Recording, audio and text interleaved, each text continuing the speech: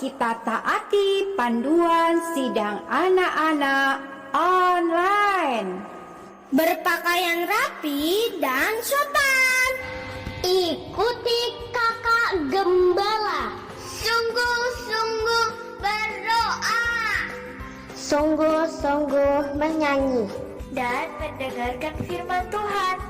Tidak melakukan Makan, main handphone, tiduran dan lain-lain. Tuhan Yesus memberkati. Amin.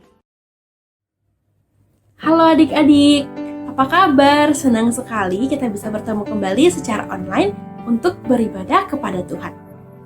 Sebelum kita mulai sidang anak-anak hari ini, kita berdoa, kita seru nama Tuhan dan kalian boleh mengaminkan doa kakak dari rumah. Oh Tuhan Yesus, oh Tuhan Yesus, oh Tuhan Yesus. Terima kasih untuk hari ini. Tuhan, kami boleh kembali datang secara online untuk sidang anak-anak. Kiranya Tuhan berkati kami sepanjang mendengarkan firman-Mu. Kami boleh menjadi anak-anak yang taat. Kami mau mendengarkan dengan baik. Biar firman Tuhan juga boleh kami perhidupkan. Tuhan kiranya berkati setiap kami, berkati telinga kami, berkati hati kami, mendengarkan firman Tuhan dengan baik. Terima kasih Tuhan. Amin. Oke adik-adik, kakak hari ini akan cerita tentang satu orang. Nah, ini adalah Bartimeus. Adik-adik lihat ya, bajunya tidak bersih ya. Kira-kira siapa dia sebenarnya? Loh, dia pakai tongkat untuk membantu dia jalan. Kenapa ya dia? Dan dia mau kemana ya? Dia duduk dan ada piring kecil. Itu untuk apa? Oh adik-adik, ternyata Bartimeus ini buta. Dia tidak bisa melihat. Jadi, dia tidak bisa bekerja. Yang dia bisa lakukan hanyalah mengemis di jalan, meminta-minta uang dari orang yang lewat. Dan setelah itu, dia akan kembali ke tempat tinggalnya untuk besok kembali mengemis. Sepanjang hari, setiap hari demikian. Kasihan sekali adik-adik ya Bartimeus ini. Nah, sekarang hari sudah pagi. Apa yang kira-kira Bartimeus akan lakukan?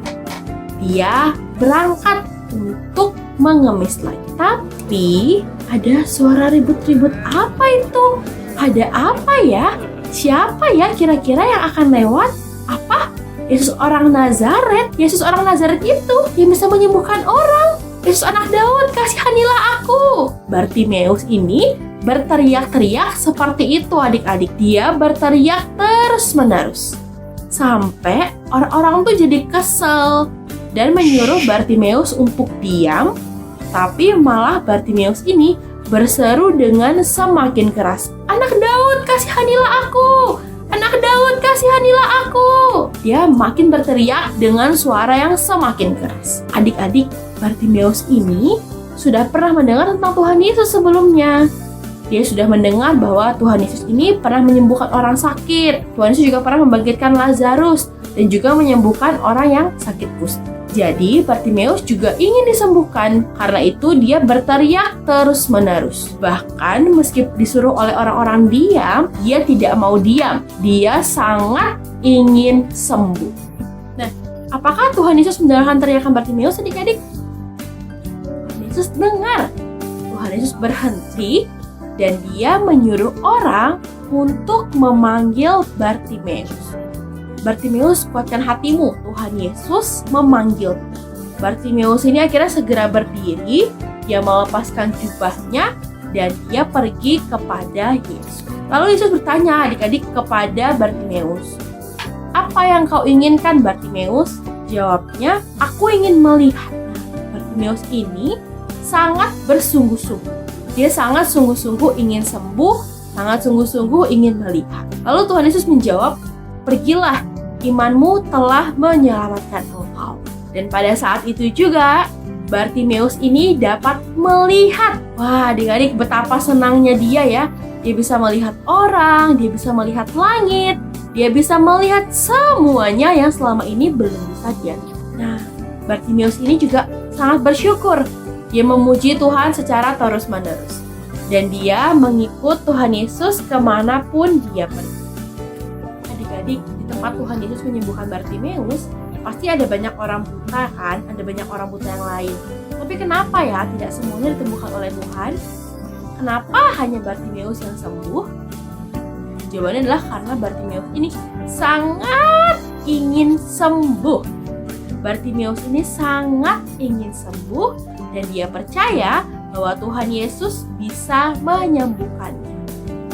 Nah, karena itulah dia berteriak sekuat tenaga, memanggil Tuhan Yesus dan akhirnya dia pun disembuhkan. Kita hari ini bisa melihat dengan jelas ya. Nah, mungkin ada juga yang pakai bantuan kacamata gitu kayak kakak.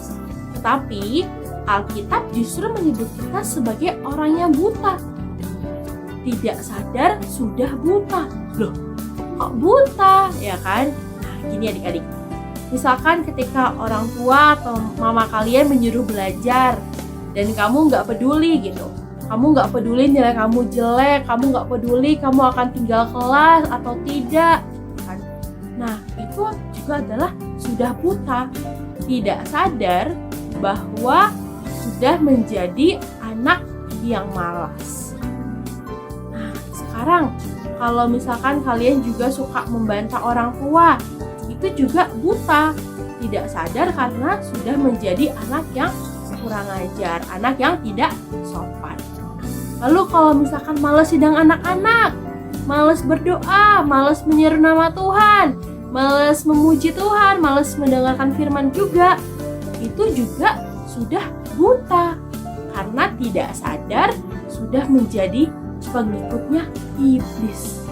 Wah, adik-adik, ternyata tuh meskipun kita bisa melihat dengan jelas, ternyata sudah buta karena hal-hal tadi. Jadi apa yang harus kita lakukan? Kita harus berteriak seperti Bartimeus. Tuhan, tolong aku. Nah, kita perlu teriak adik-adik. Kita perlu menyeru nama Tuhan dengan sungguh-sungguh. Ayo kita seru nama Tuhan dengan sungguh-sungguh ya. Oh Tuhan Yesus. Oh Tuhan Yesus. Oh Tuhan Yesus. Tuhan Yesus, sembuhkan aku. Tuhan, jangan biarkan aku jadi anak yang malas, anak yang kurang ajar dan jadi pengikut iblis. Tuhan, tolong aku. Sembuhkan aku Tuhan dari semua kebutaanku. Aku mau mengikutimu. Selamatkan aku ya Tuhan. Terima kasih. Amin. Nah, adik-adik, ayat hafalanmu adalah dari Markus pasal 10 ayat 51. Tanya Yesus kepadanya, "Apa yang kau hendaki supaya aku perbuat bagimu?" Jawab orang buta itu, "Rabuni, supaya aku dapat melihat." Sekali lagi ya.